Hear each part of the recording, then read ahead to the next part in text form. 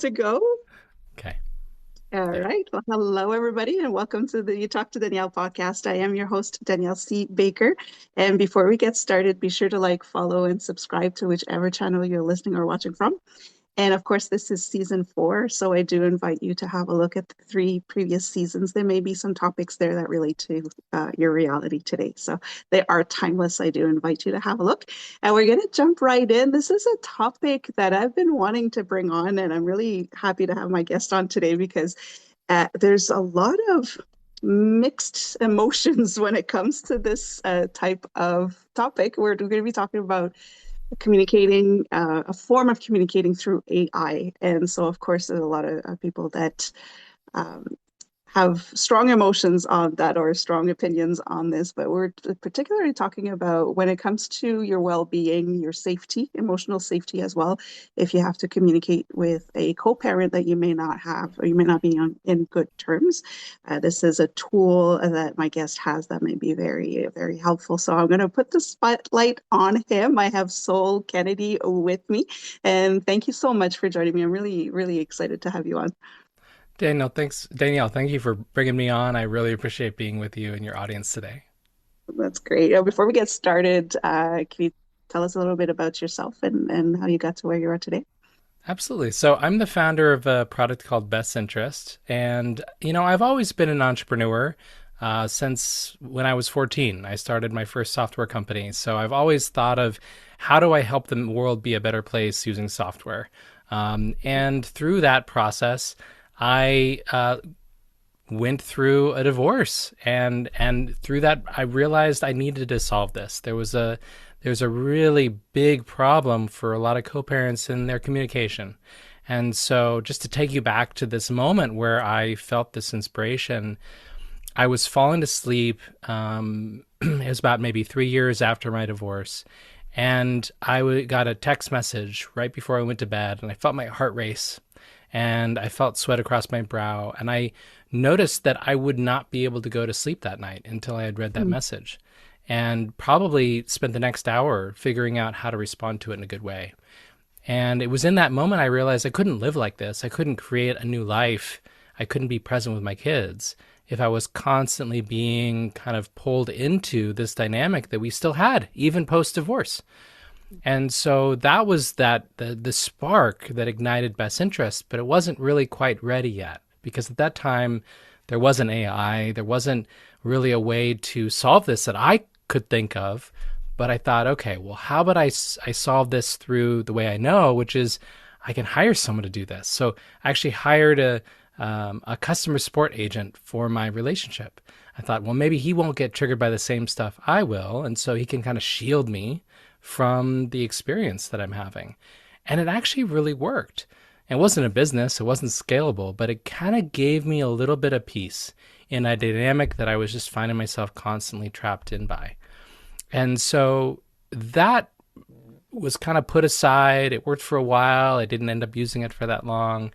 And then one day I heard about AI and I started playing around with my kids actually. And we were using it to create bedtime stories together. And after I put them to bed one night, I thought, gosh, this AI seems to be pretty good at language. Maybe it would understand if I fed my conversation history into it, what I'm going through. And in that moment, I felt seen, I felt understood. I mean, many of your listeners probably have already done this. AI can really understand what we're going through and can help us with conversations. And it was that spark about 3 years ago that ignited into this app, which is now helping co-parents across the world communicate more kindly to one another. I think that's amazing, and you really touched on something very a sensitive point. I think many of us go through, and it's yeah, those texts, and when you just know there's something like what now, we're already worn out, and it's often hard to take a step back and remove the emotions from it before we reply. So it I does call have that an impact. Yeah, I call that dreading the ding. That Yeah. moment where you're just like, you can hear the ding, you know there's a potential that it's going to be bad. It might be innocuous, you don't know. But it's Mhm. like that realization that there's now a message that you we'll have to look at eventually, it can induce a lot of anxiety. Yeah, I like that. And you're absolutely right. I've noticed that lately. Is playing around with AI, the program that I use for some of the work that I do. And I was impressed at how it responds. Like, if you do talk, okay, this is my scenario, and yeah, they would often guide you into a direction that you wouldn't even think of in that situation. Or when you're just done, you don't want to be talking to your co-parent, or you may be in a situation where ideally you should be no contact, but because of the children, you still have to be in contact. It is nice to be able to uh, keep a record of what's being communicated and stay on track with what we're actually communicating for. Um, Before we talk even more about how we can set those boundaries and remove the emotions out of the context and some of the way that we communicate, what are some of the traps that you see with your clients and the people that you work with that we can easily fall into that this system could help us take away or remove from the equation? Well, a lot of times in these situations, we are navigating a lot of unconscious triggers, right? Mhm. We get a message, and inside our brain lights up this whole network of all our past experiences with this other person, all our resentment, all our unhealed parts step in and say, hit him back, do this, right? And it happens in a flash. We're not even truly conscious of it. And so a lot of times in these scenarios, one of the easiest way, before we even jump to using AI or anything, that I like to employ is I have a rule for myself, my own internal boundary, where I just step away.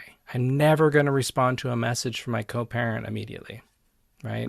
And that internal boundary helps me. I put down my phone, I go walk around the room or go take a walk, and then I respond, even if it feels urgent, just a little break so that it shorts out that immediate system that can often lead to communication that isn't coming from our higher self. Right. Communication that can end up resulting in conflicts, that can end up resulting in us ending up back in court. So I think that that's one of the first things that a parent in this scenario can do is provide a little bit more space for themselves and start gaining more awareness about those initial triggers that are causing them to react in certain ways. Even if you see your co-parent as the aggressor in all of this, we are in a dynamic with our co-parent, and whether your role is more of kind of the demanding, controlling side, or more of the defensive, responsive side, there needs to be two parts playing in this dynamic for it to work. So that's kind of the nice thing is once you realize that and you stop playing that role, it can shift the whole dynamic. Yeah. And I can see it as well when we were speaking before when we were off camera is also if you're able to take that step back and be a bit more mindful of how you communicate with a co-parent, the other co-parent may not be at that same level. So I could see it as something where you can set those boundaries, where you can set some parameters where, and I'll let you explain it because I don't want to be saying the wrong thing, but are you able to set parameters where is this the kind of language I don't want, or is there set times where I will not receive texts at 2 a.m. in the morning? Is it something that you can do with your app? Oh, for sure. Yeah. Yeah. And just to be clear too, my little internal boundary thing is just a trick that you can play without an app. Yeah. That's setting your own boundaries on responses. And some of these insights absolutely have been built into Best Interest. When I first came up with this idea, I I don't come from a therapeutic background. I was 38 when I first stepped foot in a therapist's office, in the midst Mhm. of my marriage falling apart. That was when I thought, okay, now's a good time. Oh man, I wish I had done it much earlier, right? Looking back, and knowing how much I love therapy now, I think that, I should have become a therapist, honestly. But that's an aside. Yeah. So when I was coming up with this idea, I thought I really want to have some guidance and support from someone more knowledgeable than I am in these therapeutic Mhm. ideas. And so I reached out to one of the only superstars that really I felt helped me so much during my own divorce, her YouTube channel, Dr. Romani. And I thought, yeah, she would probably turn me down, but I might as well just go for the big shot and see if she, is interested. And sure enough, we hit it off. She loved the idea, and she decided to join. And she was our very first beta tester. She gave me some just wonderful feedback about how to communicate and how to set certain boundaries. So, to give you an example of one of the features that we built in because of her insights. So, with Best Interest, when you receive a message from your co parent, we're going to review it first before you even see it, before we notify you about it. We're going to see what the context is of this message. And we're going to make a determination about what is child focused versus not. And only the child focused stuff gets to you. That way, you can start trusting those notifications. So the notifications you get from Best Interest, it just means that there's some type of child-focused communication that you need to see today to be a good co-parent. That's the determination we're doing. It helps remove some of that anxiety from those notifications and from that back and forth from your co-parent. But then in addition to that, you can always see that original message. And what's so cool about that is you can actually get that message that's child-focused and wait to review that original message. So take the action you need today to, be a good co-parent today, and then go in with your therapist in the next session and open up that original message together and process in real time what's coming up for you, what's going on, what are some of those unconscious patterns that are happening. For the first time ever, a therapist can actually work with their clients when they review these messages right away.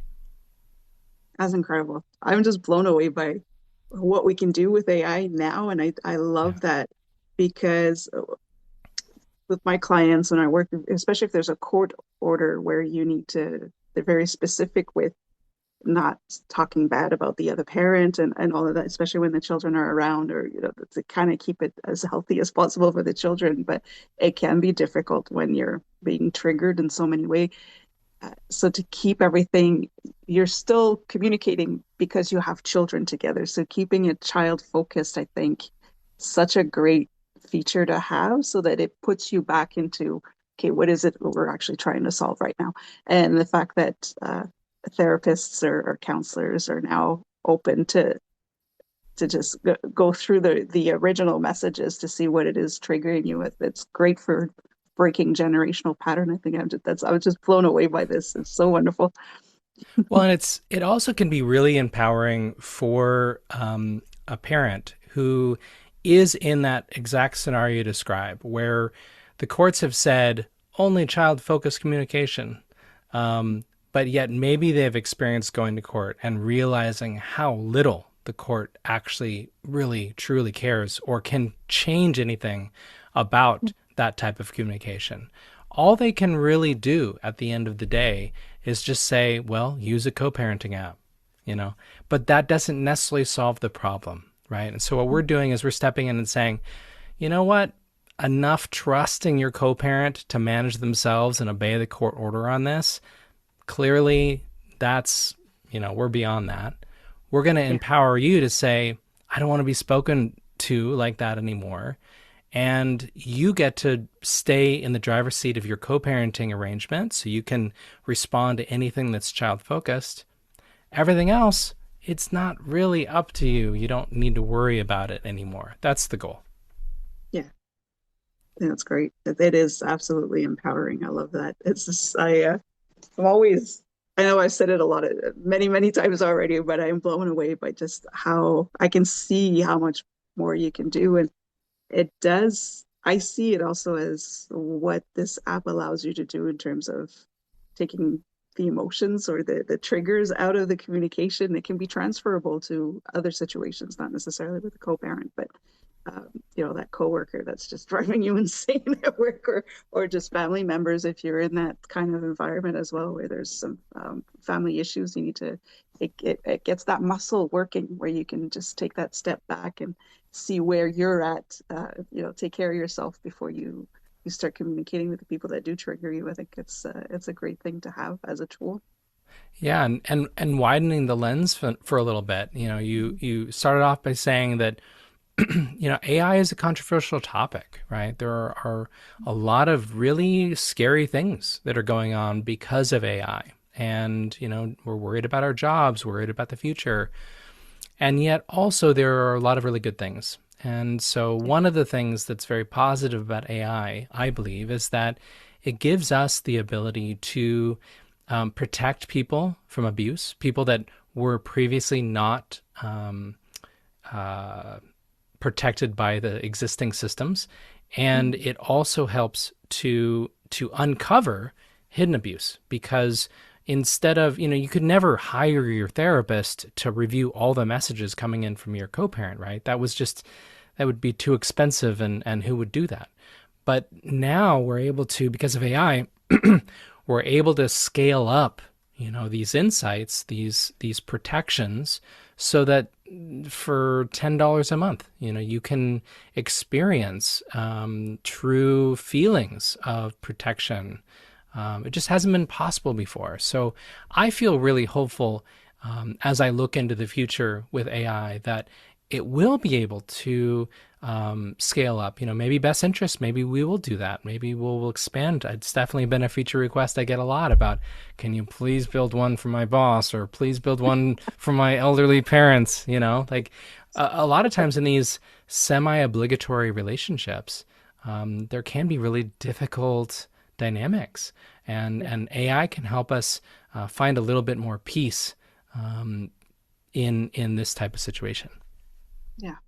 This is where I find that the work that you do is so important because AI can be used for good. But we require a certain level of knowledge and education with it so that we don't fall into the not so pretty side of AI. So I think it's great that you have something to offer where it already is on the positive note, and you're walking the person through it so that they can use it in the best way they can.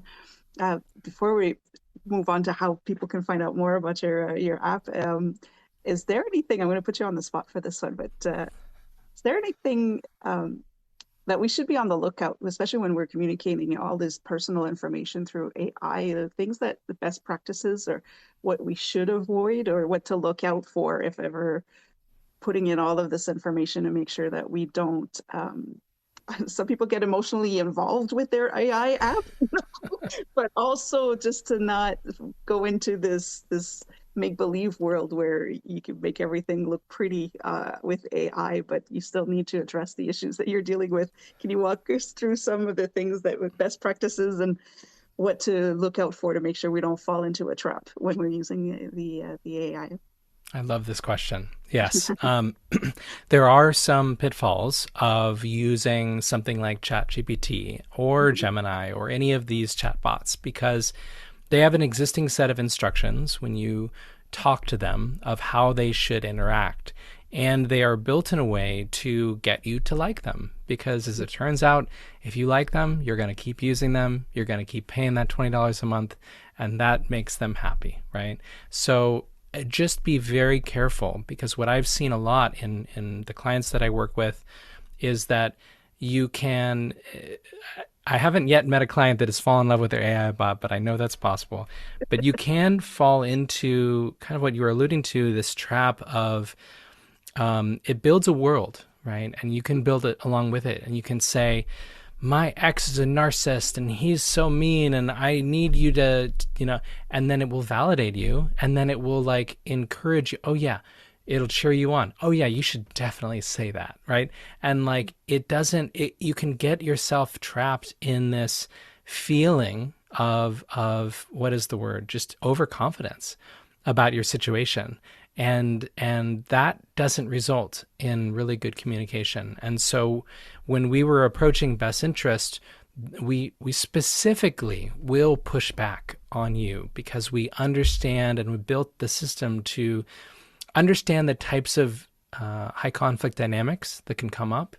And if you're about to send something that isn't going to look good in court, we'll let you know, so that you can protect yourself, and not, we're not wanting you to like us, right? We're just wanting to help you how we can.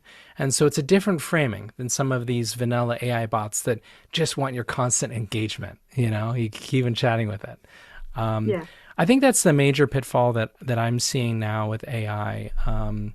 And it's just something to be aware of. You know, I think that I feel a little bit less concerned about you know, what AI is learning about us because as much as this is a controversial view, I don't really know if the future involves a lot of privacy.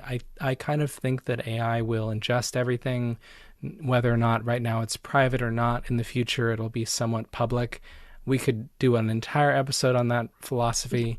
But in general, I think that, you know, it's good to be aware of what you're inputting into these systems, especially if you're on the free or the $20 a month plan, because they will ingest all of your information, turn it into new models, and whether or not that's going to bite you in the future probably won't matter, but still it's good to be mindful of. You know, if you're using an app like Best Interest, we actually are, because of the way that we're paying for it, we're paying for your privacy, basically. So they don't train their models on our stuff. So that's just something to be mindful of. And any provider that you choose, look in their terms of service and see what they say about your data. Because, you know, these things, privacy still does matter. And so it's important to be aware that your privacy is protected. Yeah. So you're providing this emotional firewall, basically. It's just like, okay, this we may want to step away from that and just so you can. I love that. I really do enjoy. Thank you so much. If people Yeah. want to know more about your services and your app, where can they look you up? Where can they find you? Absolutely. We are called Best Interest. You can find us on the App Store or Play Store. We also have a web version as well, so you can use it on your desktop. Just bestinterest.app or Google us. We're right there on top. And yeah, if you are listening now and you have questions or feature requests, my door is always open. I'm available. Just email me, founder@bestinterest.app. I love hearing from co-parents and learning how I can be of service to you. That's wonderful. I'll be sure to add that to the description so people can refer to it. Great. Uh, but I think that just provides a lot of great resources that I know many of my listeners will find very interesting. Before we wrap up, is there anything that you would like to add that maybe we could add to what we talked about? It is it's a kind of an introductory episode on the services that you provide, but is there anything that you would like to add before we wrap up? I would just like to say that I have been through a long journey of going through divorce, learning how to co-parent, and I'm at a place in my life where I feel like things are really working out and looking brighter.